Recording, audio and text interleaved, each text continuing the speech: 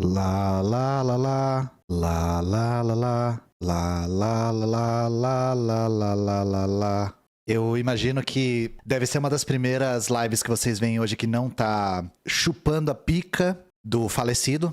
E então eu quero dizer, sejam todos bem-vindos. Sejam todos muito bem-vindos. Eu só queria dizer que há muito tempo atrás eu havia dito que eu ia fazer um vídeo já pra quando o Silvio Santos morresse eu lançasse ele imediatamente. E eu não fiz, porque o cara inventou de morrer de verdade. Então eu vou ter que deixar isso pra durante a semana. E eu só quero dizer que talvez, eu só tenha falado isso porque eu tinha a ligeira impressão de que ele nunca ia morrer. Mas a pipa do vovô não sobe mais. E eu falhei na minha missão. Diferente da Veja. A Veja que meteu essa aqui, ó. Deixa eu ver se eu tô com a imagem aqui, que eu mandei isso hoje lá no Twitter. Diferente da Veja, né? A Veja meteu um nome inestimável da televisão brasileira, da história do país. Silvio Santos morreu nesta XXX aos 93 anos. Em decorrência de XXXX. A informação foi confirmada por XXXX. Muito triste. Compartilhe se você chorou. Chore se você compartilhou. Então agora Silvio Santos fazendo parte da série X. Igual o Pearl e o Maxine. Foi de X. Exatamente, foi de X. Enfim, estamos aqui hoje para nosso SAC. Serviço de atendimento ao comunista. Você que é comunista e quer ser atendido, você tá no lugar certo. Vocês estão agora na live de responder perguntas e responder respostas. Então façam as suas perguntas. E eu só quero dizer uma coisa. Provavelmente se você tá aqui, você sabe que essa história do Silvio Santos como camelô é mentira, né? Que ele nasceu rico. Mas eu vou dizer uma coisa pra vocês, gente. Isso não importa. Quando a gente diz que a gente odeia todos os bilionários, são todos, tá? E quando é todos, não é alguns, é todos. Pra que fique claro. O que eu quero dizer com isso? Imaginem o seguinte, e essa é uma analogia que eu uso sempre pra explicar.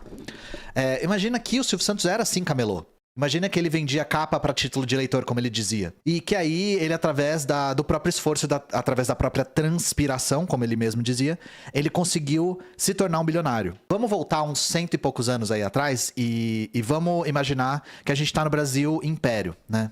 Imaginem que eu olho pra vocês e digo o seguinte. Gente, o Brasil imperial, este Brasil que nós habitamos, é muito justo. Sabe por quê? Você não viu o fulano ali? Fulano ali nasceu escravo, mas hoje ele tem escravos. Isso prova que qualquer um pode vencer na vida. Até quem nasceu escravo pode ter escravos. Bom, eu imagino que nenhum de vocês, em sã consciência, ia achar que o que eu tô falando é razoável. Vocês estão tentando entender onde eu tô querendo chegar? Ian, você está comparando a escravidão com o capitalismo? Sim. Sim, eu estou comparando a escravidão com o capitalismo. Porque os dois modos de produção se baseiam na mesma coisa. Exploração de classe. Exploração de classe. Porque uma pessoa pode um dia vir a ser o explorador, não faz do sistema justo. Então, eu vou dizer pra vocês, mesmo que essa história aqui é mentira, tá? E é importante dizer que é mentira, por outras razões. Mesmo que essa história aqui é mentira, fosse verdade, não importa. Pedro de Laralá. Bom, estamos aqui apostos no LivePix e no Superchat, que é mais do que um chat, ele é um Superchat. O chat está subindo numa velocidade muito grande. Eu estou vendo emojis de abelhas, eu já imagino que seria, né? Eu postei o vídeo do Delfim antes de eu saber que o Silvio Santos tinha morrido, tá? Não foi uma coisa que eu planejei. Emoji de abelha porque aparentemente o Biruleibe foi atacado por um enxame. Eu espero que não sejam abelhas brasileiras, eu espero que seja vespas mandarinas, é o que eu espero, né? Ou no mínimo abelhas africanas que conseguem picar e deixar um estrago, né? Eu espero também que o Biruleibe seja alérgico a abelhas. Save the bees, né? Eu só digo isso. Abelhas operárias, exatamente, abelhas operárias. Eu adoro essa pergunta. Pessoas muito ricas como a Beyoncé ou a Rihanna também exploram trabalhadores? Bom, a Rihanna e a Beyoncé não são muito ricas, elas são bilionárias. Gente, eu vou dizer pra vocês, assim, de maneira categórica, e não tenham medo de errar com isso. Ninguém fica bilionário sem explorar o trabalho alheio. Todo bilionário explorou trabalho alheio. Sim, os rappers que você gosta exploraram o trabalho alheio pra ficarem bilionários. Eles não ficaram bilionários com música. Bilionários. Até sim. Mas, e sim. E aquela sim, tá? A resposta é sim. A resposta é sim.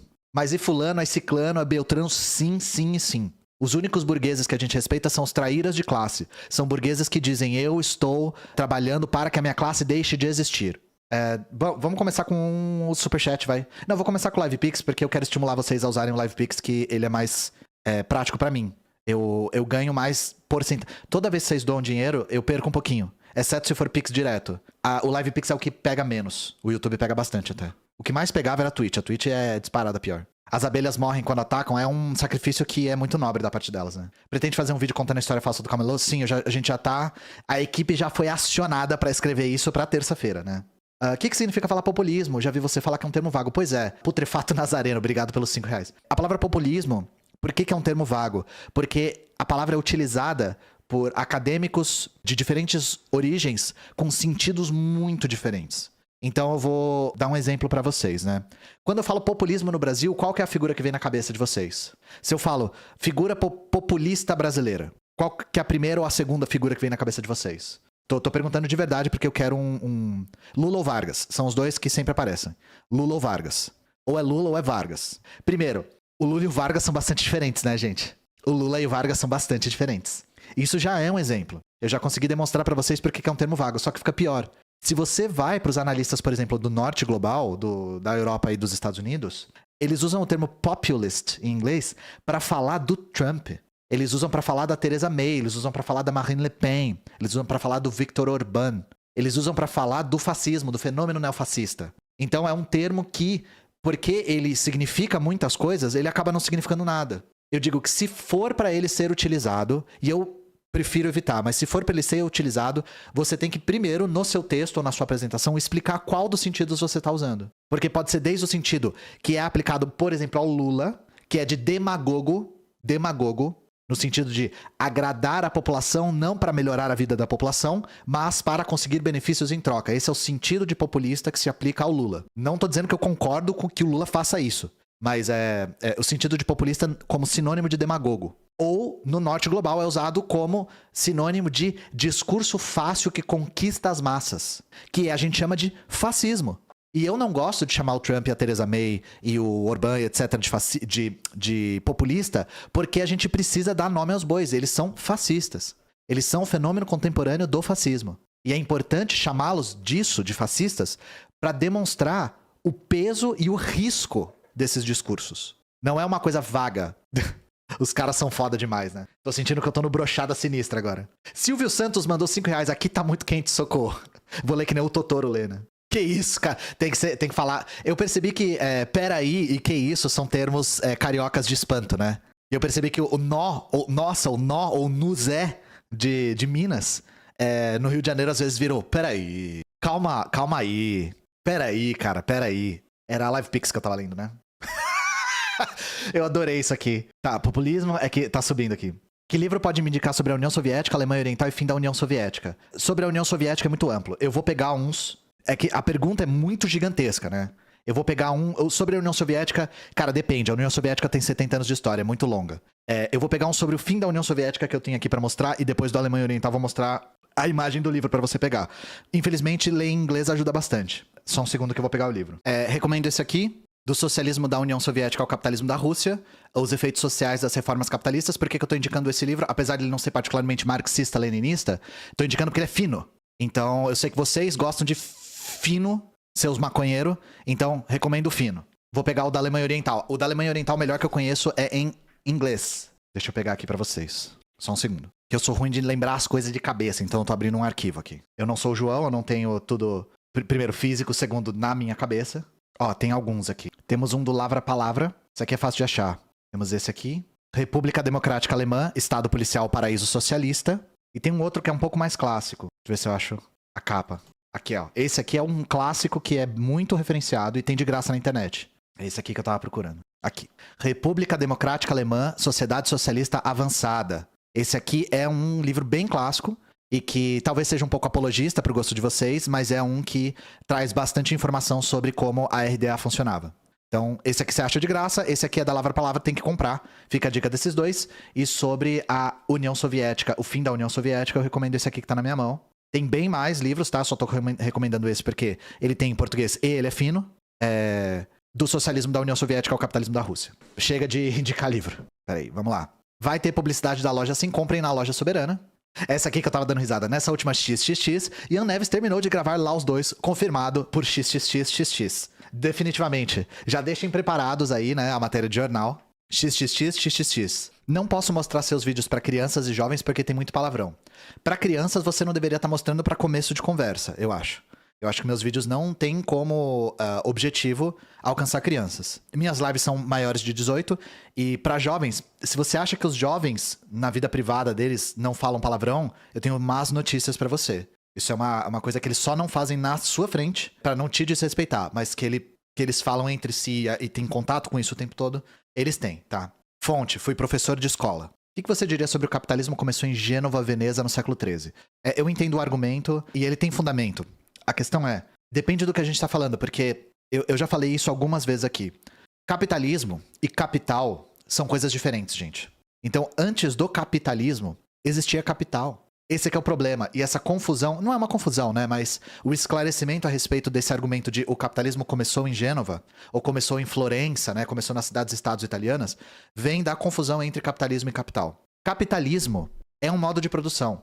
E é um modo de produção no qual o capital se torna a principal forma de produção. O capital se torna o principal... Eu vou usar o termo meio de produção, mas não no mesmo sentido de meio de produção físico, tá?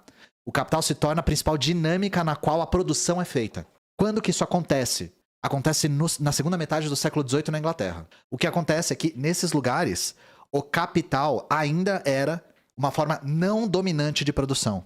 E o capital era, sobretudo, mercantil. E nesse período da Europa da modernidade, vocês já devem ter ouvido falar que era a Europa do mercantilismo. Então era a Europa do capital mercantil. Mas a principal forma de produção, o modo de produção dominante na Europa, ainda nessa época, era o modo de produção que o Marx dá o nome de feudal. Porque as relações de produção eram feudais ainda. Os privilégios eram de sangue. Os títulos nobiliárquicos eram ligados à propriedade privada da terra. Era outro modo de produção. Então, por isso que eu tô falando, o capitalismo começou lá, havia capital lá. Havia capital mercantil nessa época nas cidades-estados italianas. Mas capitalismo surge quando surge o modo de produção no qual o capital é a forma dominante de se produzir. E que o trabalho assalariado se torna a principal forma de trabalho. Entendem? Já tinha a burguesia comprando o título de nobre. Sim, é nesse processo que a burguesia de toga, né, compra os títulos nobiliárquicos, que é quando a burguesia começa a ascender como classe dominante. Isso é um processo. A burguesia começa através do domínio econômico, desse novo modo de produção que estava na sua gênese ainda, começa a adquirir poder político, uma coisa se transmuta na outra. Num processo dialético, né, como o próprio Marx descreve no capítulo do primeiro volume do Capital, assim chamada acumulação primitiva do capital. Aí eu fico tentado em responder coisa do chat, mas eu acho injusto pra quem doou. Mas espero ter respondido. Você acha que o X vai vazar do Brasil ou eles estão tumultuando? Sabe o que eu não sei? Eu não consegui... Eu acordei assim e fiquei vendo sobre a Bravanel, né? E aí eu vi por cima essa coisa do X, do Twitter, né? Que o Twitter tá falando que vai sair da ditadura Xandão lulista do Brasil, né? Cara, eu vou dizer, não faço... Vindo do Elon Musk, eu não sei de verdade. Eu acho que o Twitter tinha que vazar do mundo, assim, do planeta. Vindo do Elon Musk, eu não sei mesmo, sabe? Começando pelo fato de que o cara trocou o nome do aplicativo pra X. Que pena, fogos. Eles demitiram os trabalhadores brasileiros, né? Então me parece mais do que uma ameaça. É verdade, eu tinha lido sobre isso e eu tinha esquecido. Me parece mais como uma ameaça. Vocês não vão me ver vertendo lágrimas. Aí falando num tom um pouco mais sério, gente, por que não me atrapalha muito eu? Não me atrapalha e não deveria atrapalhar nenhum criador de conteúdo em particular. O Twitter é a menor rede do Brasil. O Twitter, das grandes, é a menor, né? Lógico que tem redes, micro-redes, Kik, Rumble, Ku, essas porra assim, né? Threads, esses negócios que ninguém usa. Mas das grandes, das que as pessoas usam, o Twitter é a menor. Então, o Twitter, ele não é... digamos assim, o carro-chefe de uma grande quantidade de criadores de conteúdo. Lembra do Ku? Todo mundo esqueceu desse Ku. Então o Twitter, ele não tem... Por exemplo, se saísse aqui do Brasil, se saísse o Instagram, ia ser um impacto muito grande.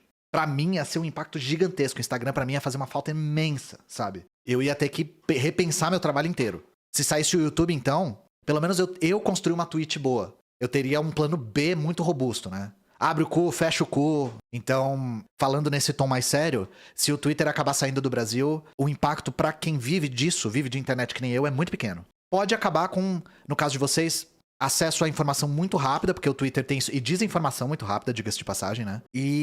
E vocês percam também uma grande fonte de danos à saúde mental alheia. Porque eu sempre digo uma coisa pra vocês, gente. Twitter é legal, até você ser alvo da fofoca. Quando você se torna alvo da fofoca, ele deixa de ser legal instantaneamente. Vai ter um Porquê Odiamos Lava Jato? Cara, eu tô louco pra ler o novo livro da autonomia literária. Eu vou até pegar essa deixa. teve o lançamento desse livro e esse livro aqui eu quero muito ler. Se eu conseguir botar a imagem aqui pra vocês. Aqui. Que é a Internacional da Lava Jato, que é as conexões da Lava Jato com o imperialismo. Esse tema aqui já tinha sido debatido desde que a Lava Jato ainda estava em voga.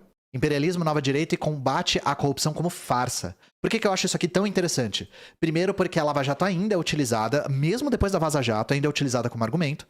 Mas isso aqui joga a luz sobre uma das coisas que eu acho que é fundamental pra gente entender o imperialismo contemporâneo, que é o uso da retórica da corrupção. Depois do fim da Guerra Fria, a principal retórica para intervenção dos Estados Unidos nos países latino-americanos deixou de ser o socialismo e o comunismo e virou combate à corrupção. De maneira indireta, né? Então, se vocês verem as dinâmicas dos golpes nos países latino-americanos e em partes da Europa ex-bloco do leste, vocês vão ver que a corrupção se torna a retórica principal. Combate ao terrorismo depende. Não é o caso do Brasil, por exemplo. A guerra às drogas, ela tem uma retórica mais forte em outros países, beleza? Então fica aí a dica, né? Você falou da Lava Jato, eu queria indicar o livro. Tô indicando sem ler, porque eu tenho certeza que é um estudo fundamental. Tô louco pra ler esse livro aqui. Mas se ler for ruim também eu falo, não tenho nenhum tabu com isso, vocês sabem, né?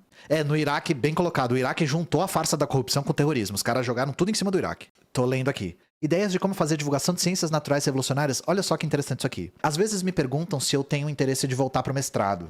Por que eu, por exemplo, pelo menos por enquanto, não tenho esse interesse? Quem participou da vida acadêmica aí sabe muito bem que existe um conflito interno que é para quem que a gente está produzindo conhecimento? Se a gente produz conhecimento, no mestrado não tanto porque é ainda uma dissertação, mas se a gente no doutorado está produzindo conhecimento, a gente está produzindo particularmente para quem? Porque a circulação desse conhecimento é muito restrita. Para as coisas saírem das gavetas da academia e chegarem na população e no público, isso é um caminho muito tortuoso. Não é à toa que o meu nome é História Pública. História Pública é um conceito que buscava responder essa pergunta de para que a gente cria conhecimento, né, dentro da academia.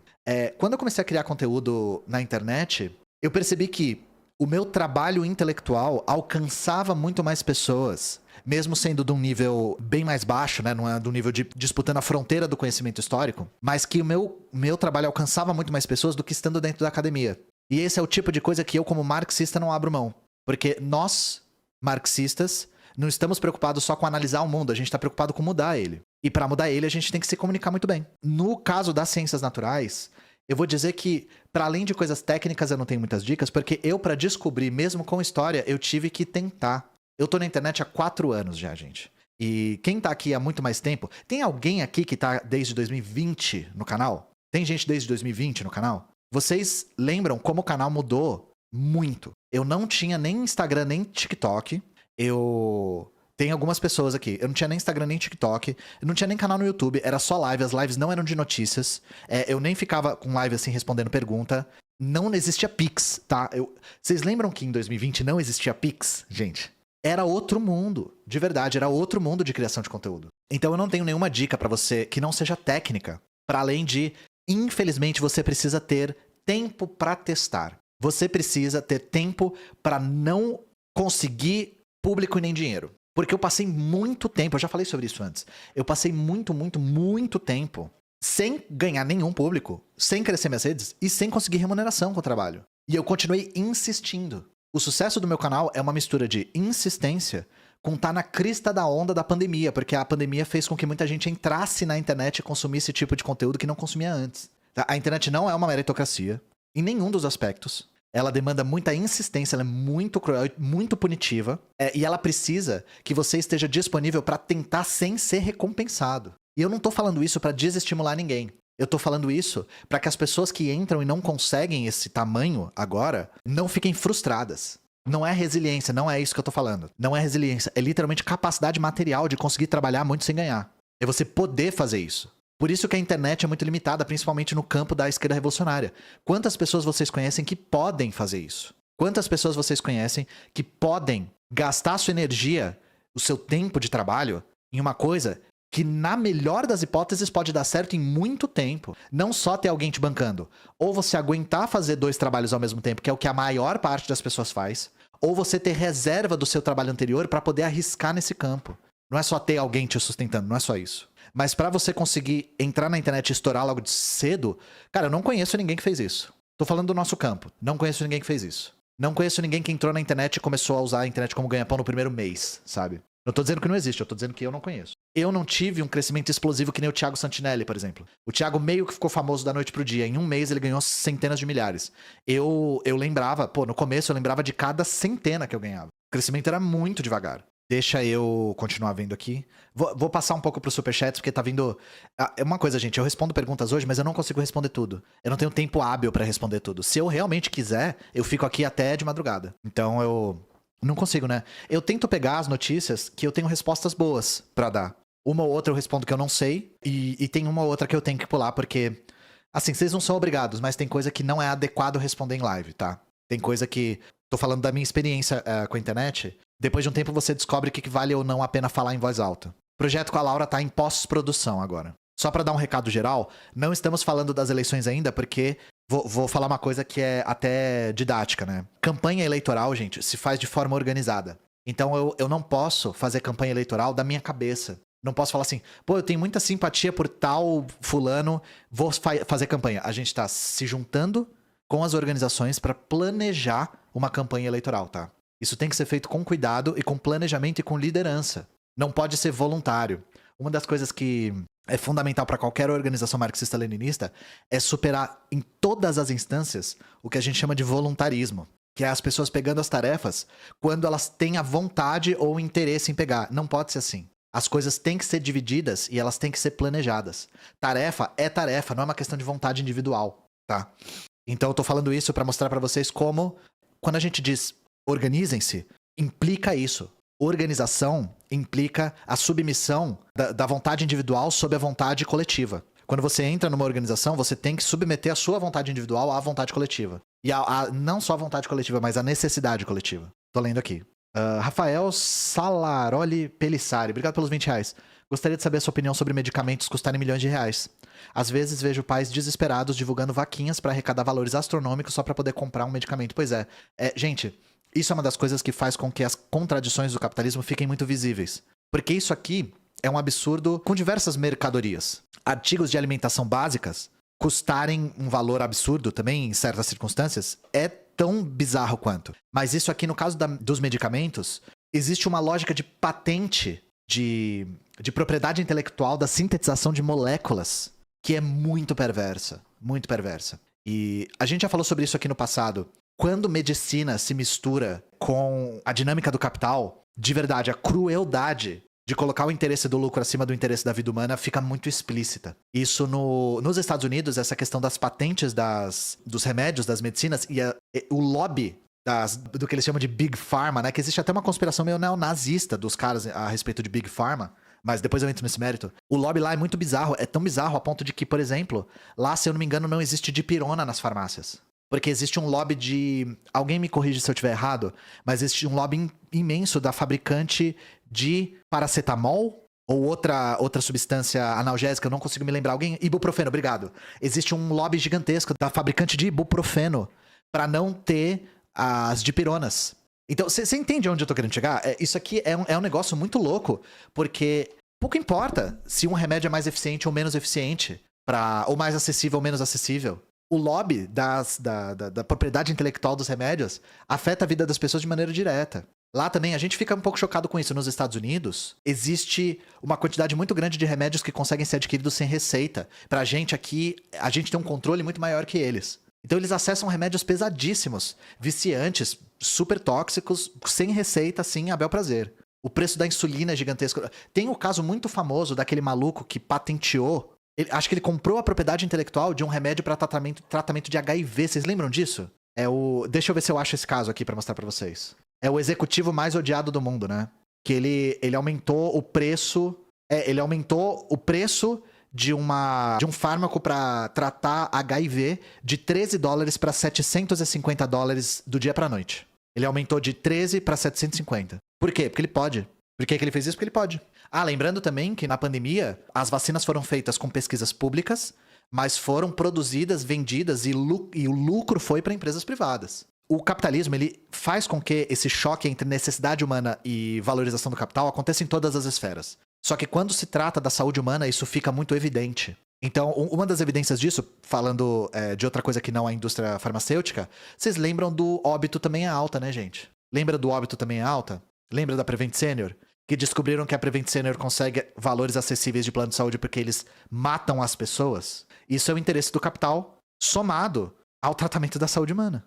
Então saiba que isso não tem nada de extraordinário dentro do capitalismo. É só muito evidente. Algo que a gente poderia chamar... Eu tô hipnotizado com esse povo mudando de cor. É algo que a gente poderia chamar de capitalismo tardio, que às vezes é definido como as contradições do capitalismo estando evidentes na nossa cara, de uma forma que a gente quase não consegue escondê-las. Filo porque quilo, né? E só pra concluir, eu sei que tô falando muito desse assunto, mas essa é a razão pela qual, gente, o foco principal dos comunistas não é só a extinção da burguesia como classe e tal, é isso também, isso é um caminho, mas a extinção do capital como modo de produção, do capital como centro das relações de produção. Porque a dinâmica do capital, ela atua independente das vontades individuais. Claro que a gente brinca, que a gente odeia os bilionários e tal, mas morre o Silvio Santos, nasce outros bilionários. A questão é, a dinâmica do capital, ela independe de vontades individuais. A gente tem que superar essa dinâmica. Para que haja a superação dessa dinâmica, aí existe todo o caminho da teoria da economia socialista que nos aponta para isso, né? Eu tava lendo superchats, né? Eu acho que isso aqui não tem uma resposta muito categórica. Eu já vi gente usando o processo de ocupação de Israel quando comentando sobre o genocídio palestino. Poderia explicar por que ocupação e não invasão? Eu acho que isso aqui eu não acho que as pessoas que usam ocupação estão tentando utilizar a palavra com um sentido diferente de invasão. É invasão, é invasão. Tanto que é muito comum a expressão no Oriente Médio, Palestina ocupada. Palestina ocupada. Isso não quer dizer que é menos grave do que invadido. A gente usa, geralmente, eu sei de onde está vindo isso. Você provavelmente está pensando na diferença que as pessoas utilizam quando falam de ocupação de terras e de invasão de terras. Aí a palavra muda porque existe um dispositivo jurídico que diferencia as duas coisas. E isso tem a ver com a legislação brasileira. Porque dentro da Constituição brasileira, terras improdutíveis precisam ser destinadas para finalidade de... Me fugiu a palavra agora. Mas precisam ter uso social, e aí as terras improdutivas são ocupadas e não invadidas. Porque você invade um lugar que está ocupado ou está sendo utilizado por outra pessoa. Nesse caso de ocupação de terras, são terras que não estão sendo utilizadas. Isso significa ocupação nessa retórica. Agora, eu nunca vi ninguém usando, eu posso estar errado, eu nunca vi ninguém usando a palavra ocupação para dizer algo diferente de invasão no caso palestino. Função social, isso. É função social da propriedade, era isso que eu tava tentando lembrar, muito obrigado. E que fique claro que, pra mim, tem que invadir, foda-se. Pra mim, cara, deserto verde de Pinheiro, que falam que é produtivo, tem que invadir, foda-se. Eu tô dizendo que essa é a retórica utilizada por certos grupos, de ocupação de fazer valer a lei. Mas a lei no Brasil, ela é construída para proteger o latifúndio. Então, assim, deserto verde de Coerrola tem que invadir, foda-se isso. Esse é o ponto de vista de quem é da esquerda radical, tá? Só pra deixar claro aqui, eu não respondo perguntas a respeito de outras organizações que não têm laços com a minha. Eu respondo perguntas acerca de organizações com as quais nós já trabalhamos, e eu não dou a minha opinião a respeito de organizações que eu não construo. E não só faço isso, como eu acho que essa é a linha correta para qualquer marxista-leninista na internet. Mas essa é a linha da minha organização. Você fez live quando os Estados Unidos deixou o Afeganistão em 2021? Não lembro. Provavelmente não. Porque o formato do canal não comentava notícias atuais. O nome História Pública era bem um canal focado em história mesmo, assim. E eu tive que experimentar muito com o formato pra chegar nesse formato. E ainda tô experimentando, né, gente? Pô, eu mudo o tempo todo. Vocês que estão aqui vocês que estão aqui há mais tempo, vocês me viram mudar mesmo em pouco tempo, né? E vou mudar mais, ainda tô com coisa nova aí. Novamente, eu aprendi a não fazer promessas, porque eu sou uma pessoa que quer atender a demanda de vocês, mas às vezes eu sou um só, eu não consigo, né? Uber de conteúdo pra caralho, pra caralho. Fala um pouco sobre o GIAP. Eu não manjo tanto do GIAP, gente. Os livros que eu li sobre o Vietnã não falavam dele de passagem só. Precisa pegar um texto que verse sobre ele e precisa ler os textos dele. Eu tenho mais sobre o Ho Chi Minh. Acabei de comprar uma biografia do Ho Chi Minh, inclusive. Lá eu comprei na livraria da... Gente, a editora do MST... Me fugiu a cabeça. A editora do MST... Expressão Popular. Eu comprei na livraria da Expressão Popular uma biografia. Uma do Amilcar Cabral e uma do Ho Chi Minh. Do Amilcar Cabral eu já li, gostei muito. Recomendo, inclusive. Do Ho Chi Minh tá guardadinha aqui. Não, GIAP. Vo Nguyen Giap. É um dos generais mais importantes da Guerra de Libertação do Vietnã. Me ajuda a entender a desmilitarização da PM? Eu vou... Porque esse assunto é muito sensível e eu costumo ficar sob risco quando eu falo sobre... Eu só vou te dizer uma coisa, me segue no Insta ou no TikTok, porque eu tô com o roteiro pronto pra explicar o porquê que a desmilitarização da PM é bom pra todo mundo, inclusive os PMs. Eu só vou falar isso, mas eu não vou falar porque... Vocês sabem, gente, mexer com a polícia militar é um dos maiores riscos que eu posso correr na internet. Então eu não quero falar nada que não seja absolutamente planejado. Mas eu já tinha planejado falar sobre isso, porque essa pergunta vem com bastante frequência. E eu vou deixar essa deixa. Me segue lá no Instagram e no TikTok, porque eu vou publicar o vídeo lá.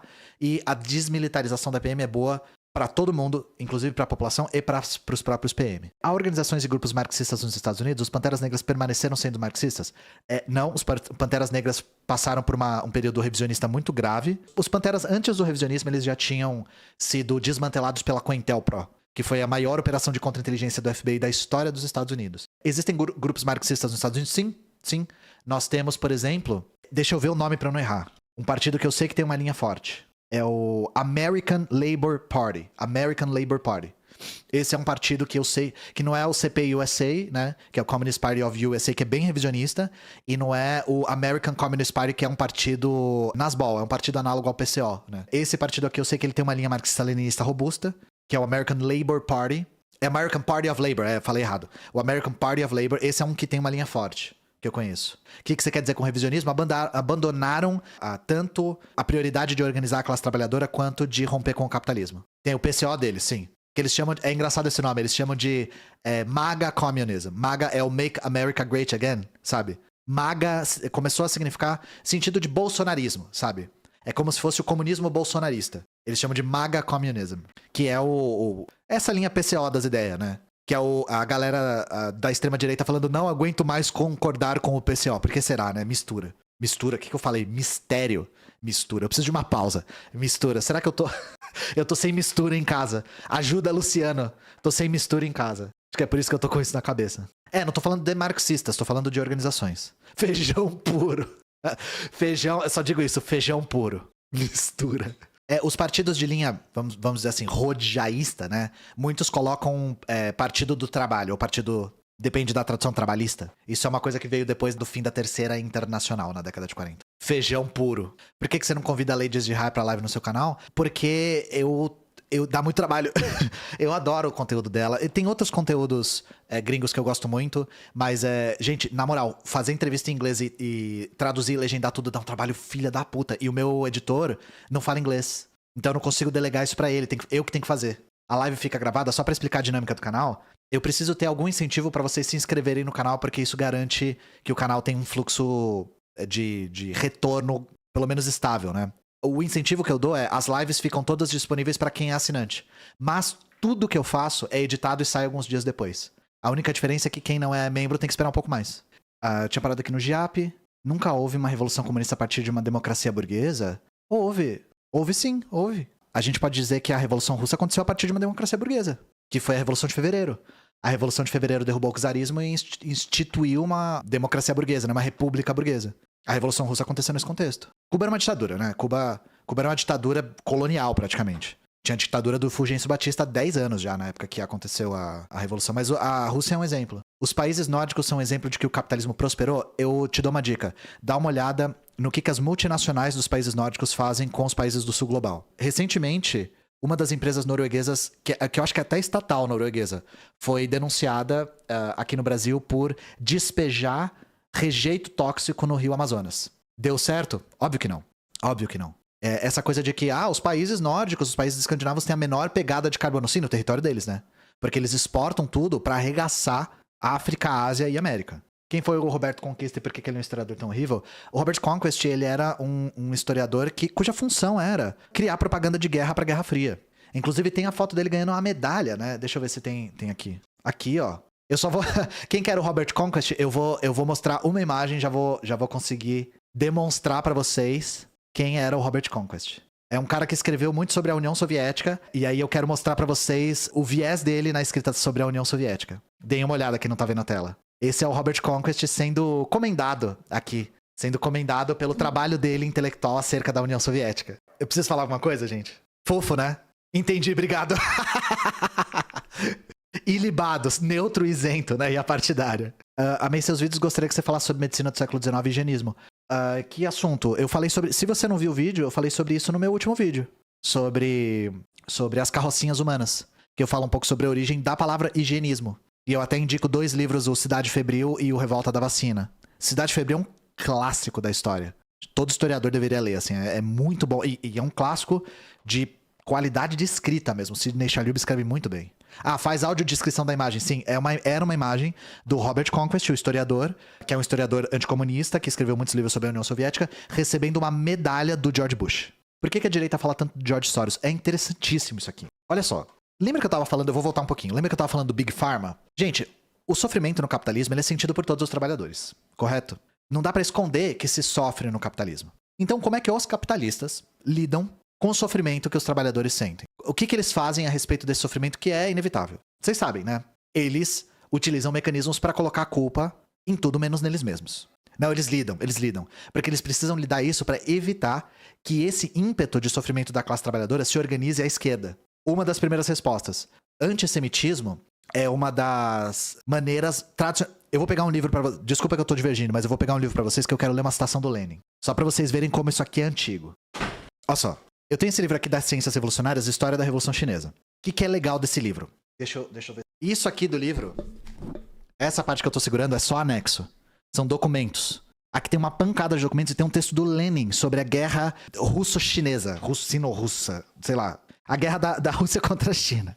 E tem uma coisa que o Lenin fala nesse texto que é muito interessante. Esse texto é de 1900. Ó, o que o Lenin tá falando sobre a guerra da Rússia contra a China? A Rússia invadiu a China para conter uma revolta que estava acontecendo contra a exploração colonial da China, né? A Rússia entra como o seu papel histórico de cão de guarda do imperialismo global. E aí, o que o Lenin tá falando? Mas a política do governo czarista na China não é apenas uma zombaria dos interesses do povo. Seu objetivo é corromper a consciência política das massas. Os governos que se mantêm no poder apenas por meio da baioneta, baioneta é a espada que fica na ponta do fuzil, né? Da espingarda, que precisam constantemente reprimir a indignação do povo, há muito perceberam o truísmo de que o descontentamento popular nunca pode ser removido. O truísmo é uma obviedade. Então, há muito perceberam a obviedade de que o descontentamento popular nunca pode ser removido e que é necessário desviar o descontentamento do governo a algum outro objeto. Olha o que o Lenin fala logo em seguida. Por exemplo, a hostilidade está sendo levantada contra os judeus. 1900, esse texto na Rússia. A imprensa de sarjeta realiza campanhas de iscas contra os judeus, como se os trabalhadores judeus não sofressem exatamente da mesma forma que os trabalhadores russos, com a opressão do capital e o governo policial. Atualmente, a imprensa está fazendo campanha contra os chineses. Está uivando sobre a raça amarela selvagem e sua hostilidade para com a civilização. Sobre as tarefas de iluminação da Rússia, sobre o entusiasmo com que os soldados russos vão para a batalha. Olha, esse é de 1900. Olha que interessante isso aqui. O Lenin está falando exatamente a mesma coisa a respeito dessas guerras imperialistas travadas nessa época, sobre como é necessário, dada a realidade de que não é possível apagar o sofrimento e as contradições da classe trabalhadora, desviar. Só que, hoje em dia, esse desvio é feito de uma maneira muito, muito louca. Qual o nome do quê? O nome do texto do Lenin? Deixa eu pegar aqui. Não tem nome, é um artigo publicado num jornal. Tá no Obras Completas do Lenin, da editora Progresso. Não tem título, porque foi publicado no jornal. O livro que tá é o meu livro História da Revolução Chinesa, que tem um anexo com vários documentos primários. Por que eu tava falando do Big Pharma? Olha que coisa maluca, gente. É óbvio pra classe trabalhadora que a propriedade privada, a propriedade intelectual das substâncias, dos fármacos, das moléculas sintetizadas, prejudica elas. Remédios essenciais para a sobrevivência, que não têm um custo muito grande para serem fabricados, são patenteados e o seu preço vai para as alturas. Só que eles pegam esse fato e eles distorcem de um jeito muito maluco. Então eles falam de uma espécie de... O Olavo de Carvalho falava sobre isso. Ele falava de metacapitalismo. O que é o metacapitalismo? É a parte errada do capitalismo.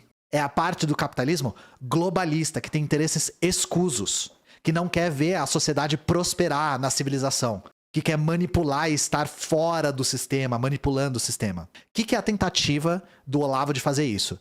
De tentar desviar o foco de uma coisa que não tem como ignorar, que é o conflito do capital. O George Soros entra nisso, gente. O George Soros entra nisso.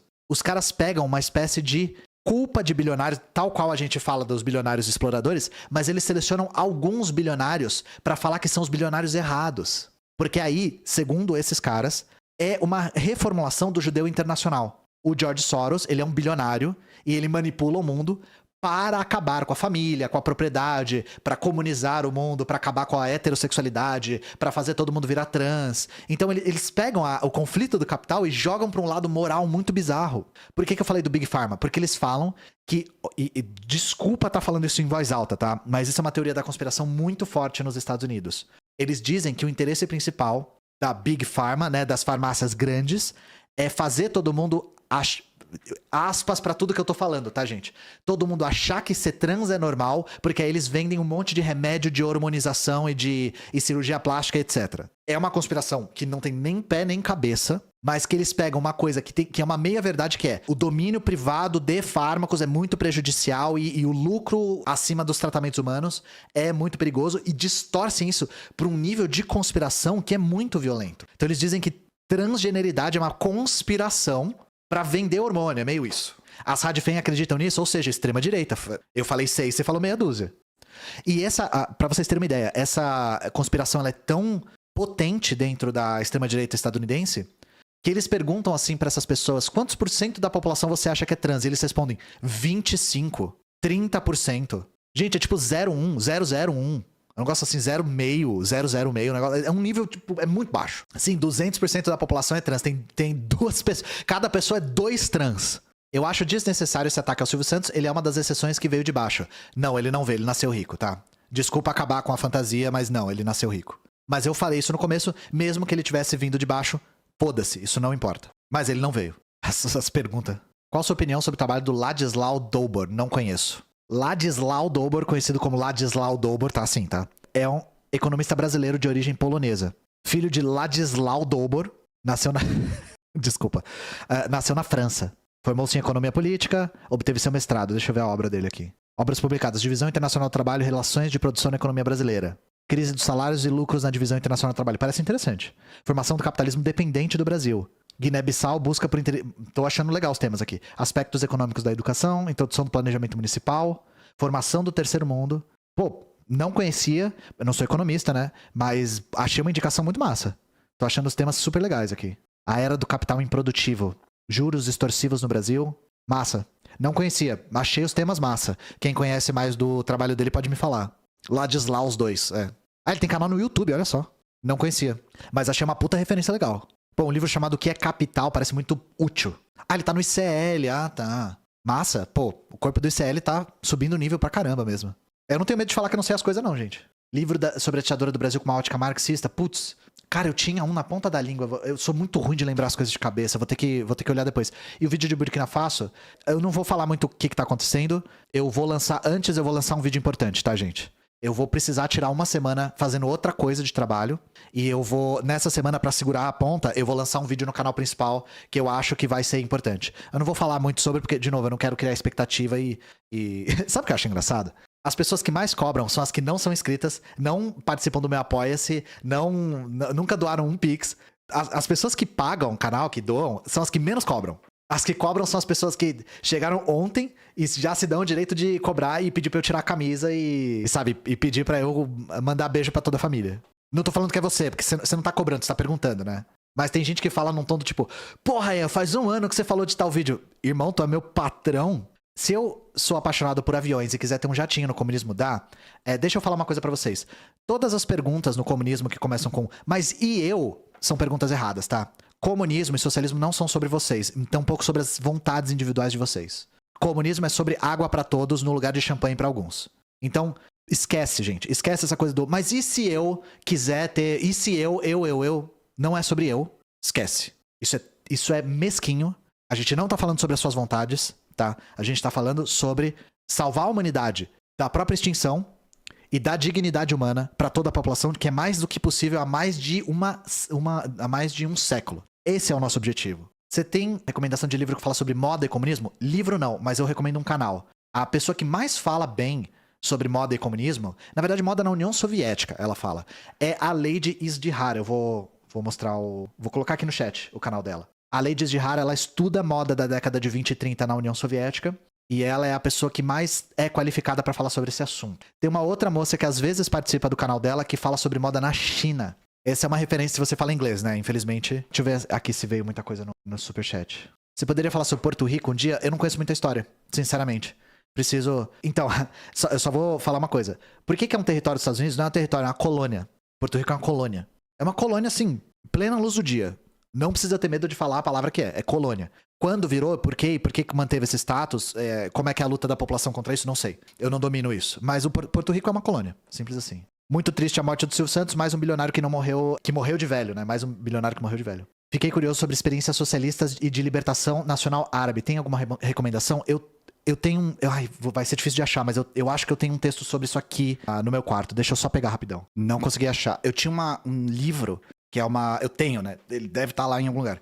Eu tenho um livro que é uma compilação de artigos de revistas sobre socialismo no mundo árabe. Lembrando que o único país que chegou a fazer uma revolução socialista foi o Iêmen. Mas outros movimentos revolucionários aconteceram, né? Se eu não me engano, tem um livro do Vijay Prashad chamado Estrela Vermelha sobre o Terceiro Mundo. Que ele comenta sobre isso. Ele fala sobre muitas coisas. Mas ele fala sobre o impacto da Revolução Russa no Terceiro Mundo, né? Se você procurar esse livro, Estrela Vermelha sobre o Terceiro Mundo, acho que você consegue encontrar caminhos para estudar o que você quer. Confirmado o Campeonato Brasileiro de Ioiô, 16 de novembro, no Sesc Avenida Paulista. Obrigado, Red. Camarada Red aí. Olha que maravilhoso, um dos meus camaradas de prática de ioiô esportivo tem um apelido de Lucas Red. Acho que tava no destino, né? Camarada Lucas Red aí me convidando, vou colar com certeza. No ano passado eu não fui, mas esse ano eu quero voltar a ser juiz. Red me deu de presente um livro sobre os últimos dias do Lenin em russo. Olha só. Acho que é o único livro em russo que eu tenho. Como você faz pra lembrar o que você estudou? Primeiro, eu acho que existe uma coisa importante de você trabalhar dentro de si próprio. Não se sinta na obrigação de ficar lembrando o que você estudou. Você talvez tenha obrigação se você for prestar prova, concurso, mas meio que, fora esses casos de vida real e tal, ficar lembrando... A memória não é confiável, gente. Memória não é confiável. Ficar lembrando das coisas não é uma coisa muito necessária. O que é importante pra você, e é uma dica que eu dou pra estudos, enquanto você estiver lendo, certifique-se de que você está entendendo o que você está lendo. Isso é o importante para textos acadêmicos. Por que isso é importante? Porque conforme você vai compreendendo o que você está lendo, você faz o processo mais valioso da leitura, que é criar novas conexões. Que é conseguir conectar coisas que você já leu, coisas que você já domina, com coisas que você está lendo agora. Esse processo é o processo que faz com que você se torne um intelectual profissional, se é a sua área. Agora, você se sentir na obrigação de ler e lembrar as informações que você leu, eu acho que é uma coisa que não é pra todos, de verdade. É uma habilidade que poucas pessoas têm, é difícil de estimular e ela não é muito útil. É muito mais importante você conseguir desenvolver esse trabalho intelectual de compreender a leitura do que de lembrar do que você leu. Se não for necessário, saiba que na vida real, lembrar das coisas assim de supetão não é uma coisa muito útil. Você pode ser extremamente pedante fazendo isso, que não é uma coisa muito útil. O que é importante é você, enquanto está lendo, prestar atenção se você está entendendo o assunto, criando novas conexões. Quantas línguas você fala? 2, inglês e português só. Mas eu estudei árabe. É a minha terceira língua que eu mais estudei. Você sabe algo sobre o Nepal? Nada que não foi o João que me contou. Qual livro você indica sobre o Holodomor? Eu tenho uma live sobre. No meu canal principal, História Pública, tem uma bibliografia lá com os livros, se você quiser. Eu estudei russo, eu levei uma surra do russo. Eu estudei russo com o Lucas Rubio. Ele foi meu professor de russo. E, gente, o árabe e o russo nem se compara. O russo é muito mais difícil. O russo é insano, é uma língua que eu não consigo conceber como as pessoas começam a estudar. O quão arbitrária a escrita é e o quanto de pronúncia histórica tem, puta que pariu, velho. Eu levei um piau do russo, de verdade. O árabe é difícil, mas o árabe, eu sinto que ele é muito lógico. E a escrita árabe foi feita pra escrever essa língua mesmo, né? Por exemplo, a gente escreve... Se bem que sim, né? A gente escreve num sistema que foi feito pra nossa língua, que é latim. É um latim adaptado, nosso, né? O árabe, ele foi feito pra escrever árabe. Então ele é bem lógico. O russo é arbitrário pra caralho. E isso não é um demérito, só faz ficar mais difícil. O problema das línguas semíticas, no geral, o árabe, o hebraico, o amharic, o siríaco, é que eles omitem vogais. Mas isso... Você consegue. Pensa em português. Se você tirar todas as vogais do português, você consegue ler. Mas você que já tem experiência com a língua, né? Aliás, já viram o sistema de escrita amharic, que eu acho muito louco. Que é um sistema de escrita semita da Etiópia. Eu acho a grafia muito massa. Ian, você já sentiu um sentimento de desânimo ou desesperança sobre como o mercado financeiro e a dolarização faz governos reféns? Lula faz falar algo minimamente de esquerda e o dólar aumenta. Não, porque isso aqui não é novo. Isso aqui mostra... Isso aqui é a instância contemporânea do domínio do capital sobre as nossas vidas. O domínio do capital guia e determina a maneira como a gente vai viver nossa vida nesse estado. Então, eu não sinto desesperança, porque isso aqui não é uma coisa nova, não é um inimigo novo e incompreensível que a gente tá tendo que enfrentar. É o inimigo de sempre. E colocando ainda o elemento imperialista nisso, é o elemento do status de neocolônia do Brasil. Não é à toa, justamente eu citei o livro Estrela Vermelha sobre o Terceiro Mundo. O comunismo foi muito potente nos países ditos subdesenvolvidos, vou usar essa palavra com liberdade poética, porque ele foi uma ferramenta que conseguiu entregar para a classe trabalhadora os meios de se libertar do colonialismo e do imperialismo. A absoluta prioridade para esses países era essa libertação. A libertação dos grilhões internacionais, do estrangulamento econômico internacional, que eram países que não tinham direito nem de desenvolver o seu capitalismo nacional, como foi o Brasil. Como é o Brasil. Então não me dá desânimo, porque não é novo. E o que me priva muito de desânimo, o que me priva muito de desânimo, é o estar organizado. Estar organizado é realmente algo que consegue amenizar esse sofrimento individual. Porque eu acho que esse desenvolvimento vem de um sentimento de mãos atadas, que é o mesmo sentimento de jogar sopa na Mona Lisa, sabe? Pô, alguém precisa fazer alguma coisa, vou pregar meu saco no asfalto pra chamar atenção. É importante se organizar, gente.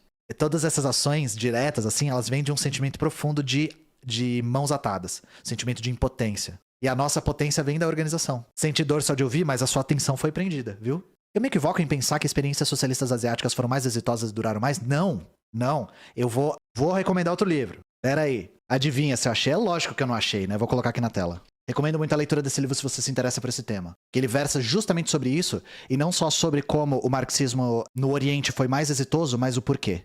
Olha, achei um link da Casas Bahia sobre Marxismo Ocidental, do Domênico Losurdo. Ele fala sobre a gênese do que a gente conhece como marxismo ocidental, no marxismo praticado sobretudo na Europa, nos Estados Unidos um pouco também, e sobre por que o marxismo ocidental e o marxismo dito oriental tinham perspectivas praticamente opostas de conceitos semelhantes como nacionalismo, anticolonialismo, socialismo, guerra popular, organização da classe trabalhadora, etc. Esse livro, e o Losurdo escreve primorosamente bem, ele é didático como ninguém.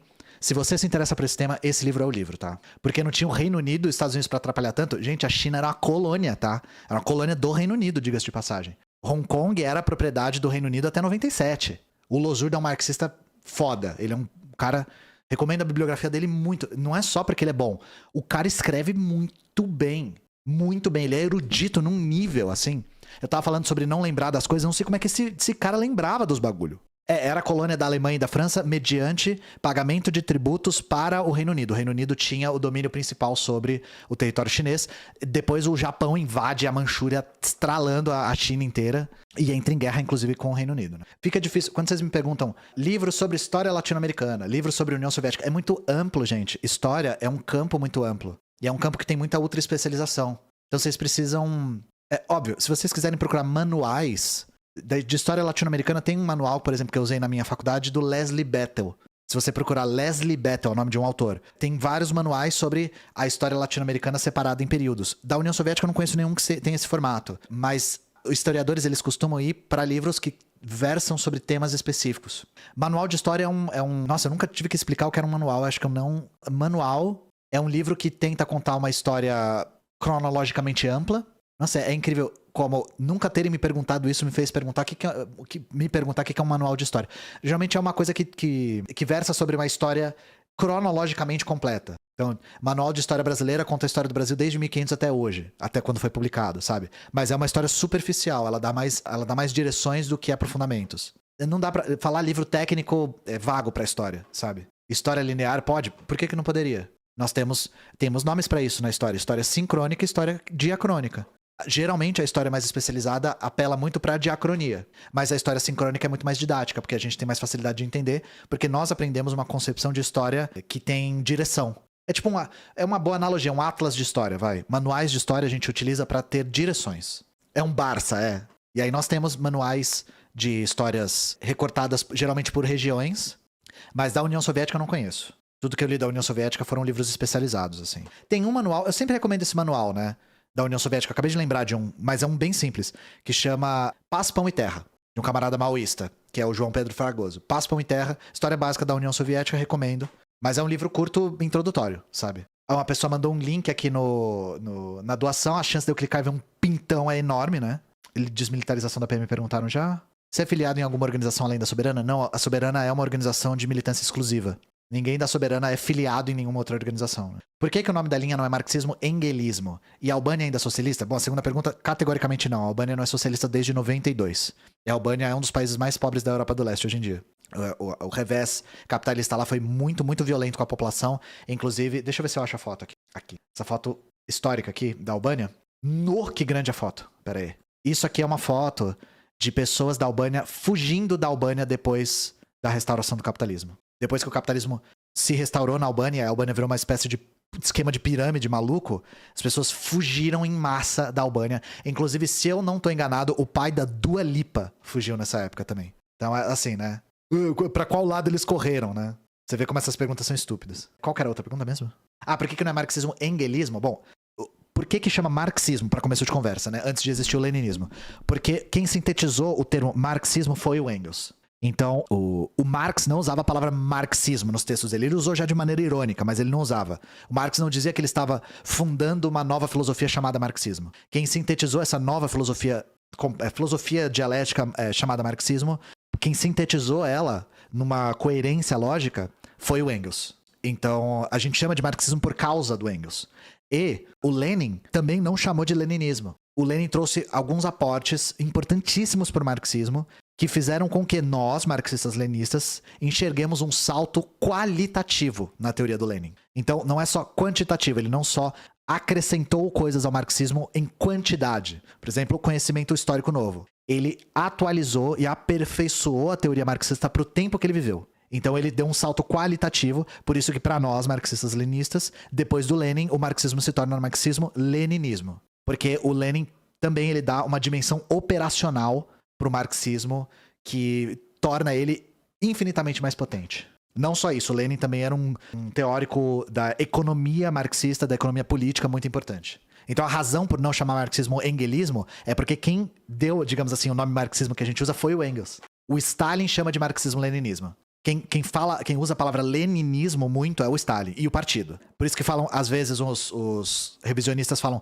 o Stalin inventou o leninismo. Bom, o Stalin inventou o leninismo tanto quanto o Engels inventou o marxismo. Não é que ele inventou, ele sintetizou o pensamento do Marx numa coerência lógica, né? Numa escola de pensamento própria. O Engels não era só amigo, ele era brother também. Mas se vocês leem os textos do Stalin sobre leninismo, é só texto do Lenin, ele só cita Lenin e do Marx.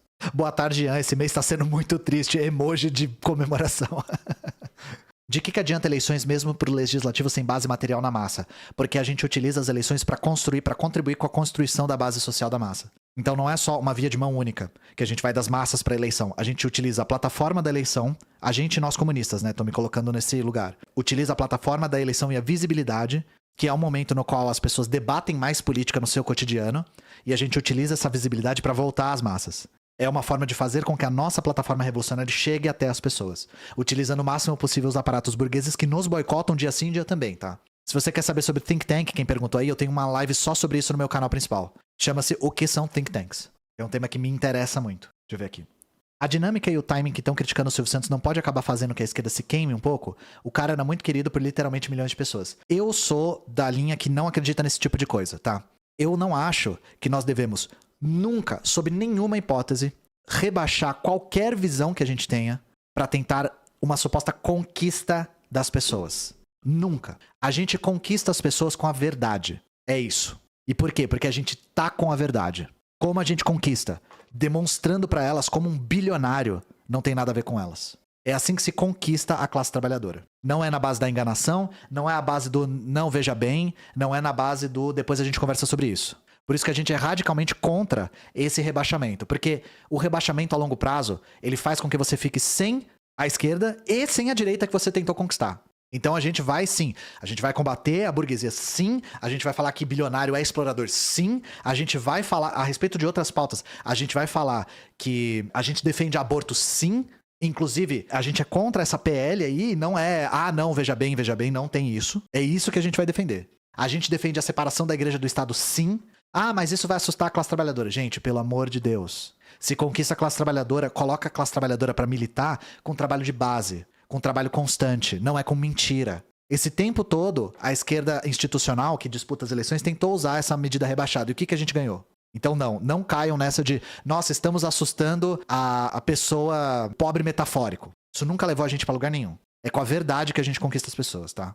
E eu sei que não foi a sua intenção, mas existe uma postura de algumas pessoas de achar que quem é pobre é burro. Que não dá pra conversar com a pessoa e ela, através da informação que ela não tinha antes, chegar nas próprias conclusões. Pobre não é burro. Por que é necessário continuar a acumular capital ad infinito mesmo depois de formarem monopólios?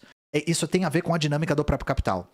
A definição de capital é o valor que se valora. Então, onde eu tô querendo chegar com isso? Eu tô dando uma explicação abstrata. Você entendeu por que isso acontece? Gente, o Capital do Marx. Sinceramente. O Capital do Marx. Ou algum manual sobre. Mas a própria definição de capital é valor que se valora. Por que o capital continua se expandindo ad infinito? Porque se ele parar de se expandir, ele deixa de ser capital. Como e por que isso acontece? Se fosse simples, não teriam 3 volumes gigantescos de uma coisa que nem arranhou a superfície da complexidade. Mas por que isso é importante de se entender? O Marx não define o capital como quantidade de dinheiro. Ele define capital como uma dinâmica social, de aquisição de meios de produção e capacidade de trabalho e força de trabalho, de aumento do valor agregado e de valorização desse capital num círculo que se completa, num circuito que se completa, que precisa se completar para que o capital seja capital. Então, infelizmente, para entender isso tudo que eu falei, entender e dominar, tem que ler o Marx, tem que ler o Capital, principalmente o primeiro volume. E é dose, viu, gente? É difícil. Médico aqui mandou a braba no vídeo do CFM, abraços, obrigado. Eu recebi muitos elogios de muitos médicos de esquerda nesse vídeo do CFM, que era uma coisa que eu já tava querendo muito falar sobre, e aí o timing das eleições caiu como uma luva. Pretende fazer vídeo tratando sobre educação? Eu já fiz muitos. Todos os vídeos aqui no canal que eu tô com a Suede Carvalho, que é minha roteirista e é presidente estadual da UP, eu falo sobre educação. E eu já tô planejando fazer um outro vídeo com ela, atualizando um pouquinho aquele caso das escolas cívico-militares do Paraná, que é um tema que a gente tá cantando a bola faz tempo. Só pra destacar aqui, o que você acha do livro Princípios Elementares da Filosofia, do Pulitzer, como introdução ao materialismo? Eu recomendo muito, eu acho essa introdução muito, muito boa. Recomendo, Pulitzer é foda, tá? Tem outros livros de introdução que são interessantes também, mas esse, deixa eu ver se eu acho o nome do outro, que eu acho legal. Mas esse do Pulitzer vale muito a pena. Ih, eu não tô com ele aqui. É Sérgio Lessa o nome do outro? É Sérgio Lessa, é do Ivo Tonei e Sérgio Lessa. Introdução à Filosofia de Marx.